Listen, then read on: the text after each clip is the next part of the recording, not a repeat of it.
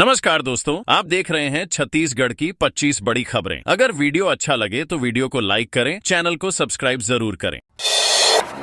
PM Shri school में शिक्षकों की गैर हाजिरी। डागांव जिले के जामपदरपारा स्थित पीएम श्री स्कूल में शिक्षकों की गैर हाजिरी का मामला सामने आया है। इस स्कूल में 85 छात्र छात्राएं पढ़ाई कर रहे थे, लेकिन शिक्षिका पूनम तिवारी पहले से अवकाश पर थीं और हेडमास्टर हीना कश्यप भी मंगलवार को दोपहर बाद स्कूल छोड़कर चली गईं। इसके बाद स्कूल में छात्रों की देखरेख की जिम्मेदारी 3 रसोइयों पर आ गई। रसोइयों के अनुसार दोपहर बाद कोई शिक्षक स्कूल में नहीं था और छात्र खुद ही समय बिताते रहे। इस मामले की जानकारी मिलते ही शिक्षा विभाग ने इसकी जांच का आदेश दिया है और दोषी शिक्षकों के खिलाफ कार्रवाई की बात कही है। बोर्ड हेल्पलाइन नंबर छत्तीसगढ़ में आगामी मार्च से 10वीं और 12वीं की बोर्ड परीक्षा शुरू होनी है। इन परीक्षाओं से पहले कई छात्र तनाव में रहते हैं। इस समस्या के समाधान के लिए माध्यमिक शिक्षा मंडल माशिमम ने एक टोल फ्री हेल्पलाइन नंबर जारी किया है। इस हेल्पलाइन के माध्यम से छात्र, शिक्षक और अभिभावक परीक्षा से जुड़ी समस्याओं का समाधान प्राप्त कर सकेंगे। यह हेल्पलाइन नंबर 1800-233-436-3 होगा और इसके जरिए विषय विशेषज्ञ छात्रों के सवालों का जवाब देंगे। यह सेवा 15 से 27 फरवरी तक उपलब्ध रहेगी, जिसमें अलग अलग विषयों के विशेषज्ञ छात्रों के सवालों का समाधान करेंगे।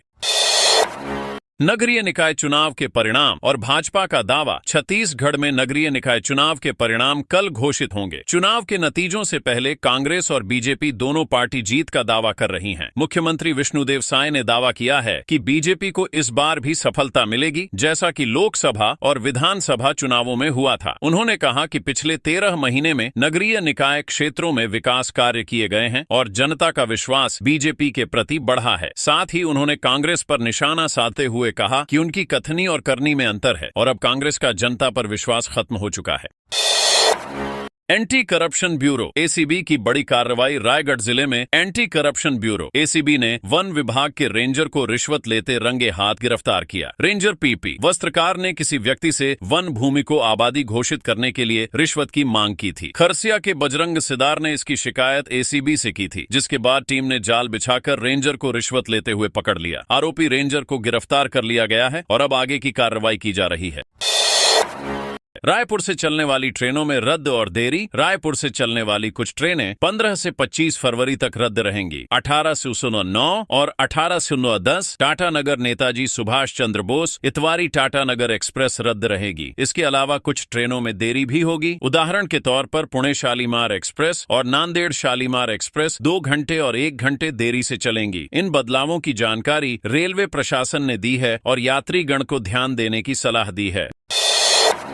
भ्रष्टाचार की जांच में छोटी मछलियों पर कार्रवाई। पूर्व विधायक विकास उपाध्याय ने छत्तीसगढ़ के पाठ्य पुस्तक निगम घोटाले की जांच प्रक्रिया पर सवाल उठाए हैं। उनका आरोप है कि जांच में केवल छोटे दोषियों, छोटी मछलियों पर कार्रवाई हो रही है, जबकि बड़े दोषी अभी भी खुले घूम रहे हैं। उन्होंने कहा कि बीजेपी की 14 महीने की सरकार में भ्रष्टाचार सबसे ज्यादा हुआ। उपाध्याय ने मामले को अदालत तक ले जाने और मुख्य दोषियों पर सख्त कार्रवाई की मांग की है।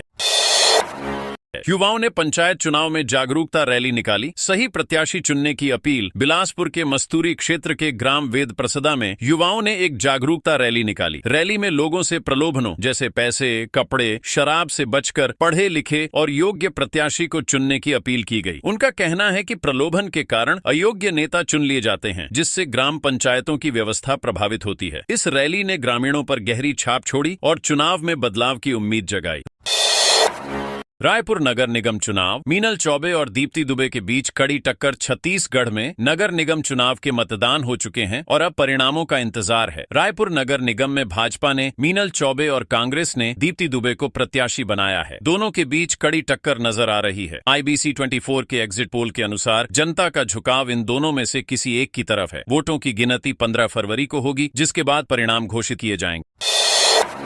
सरकारी कर्मचारियों की छुट्टियों पर रोक। CG न्यूज 24 फरवरी से 21 मार्च 2025 छत्तीसगढ़ विधानसभा के बजट सत्र के कारण GPM जिले के सरकारी कर्मचारियों की छुट्टियों पर 13 फरवरी को आदेश जारी किया, जो तुरंत लागू हो गया है। सभी जिलों में इसी तरह के निर्देश दिए गए हैं ताकि बजट सत्र के दौरान सभी कर्मचारी अपने कार्यस्थल पर मौजूद रहें। महिला विधायक ने ई-रिक्शा चलाकर किया प्रचार। त्रिस्तरीय पंचायत चुनावों के प्रचार के दौरान बालोद जिले की संजारी बालोद से विधायक संगीता सिन्हा ने अपने प्रत्याशी का प्रचार करते हुए खुद ई रिक्शा चलाया। यह चुनाव 17 फरवरी से 3 चरणों में हो रहे हैं। ग्रामीण क्षेत्रों में प्रचार तेज हो गया है, जिसमें बड़े नेता भी हिस्सा ले रहे हैं।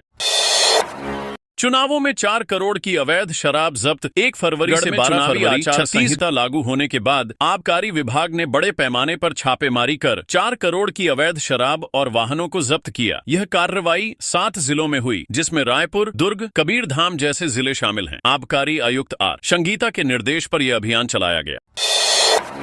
आईपीएस जीपी सिंह को डीजी पद पर प्रमोशन। 2 जुलाई 2024 से आईपीएस अधिकारी गुरजिंदर पाल सिंह जीपी सिन्हा को छत्तीसगढ़ सरकार ने पुलिस महानिदेशक डीजीपी रैंक पर पदोन्नत किया है। उन्हें वेतन मैट्रिक्स लेवल 16 में प्रमोशन मिला है। डीपीसी की बैठक के बाद अशोक जुनेजा के रिटायरमेंट के कारण रिक्त पद पर उनकी नियुक्ति हुई।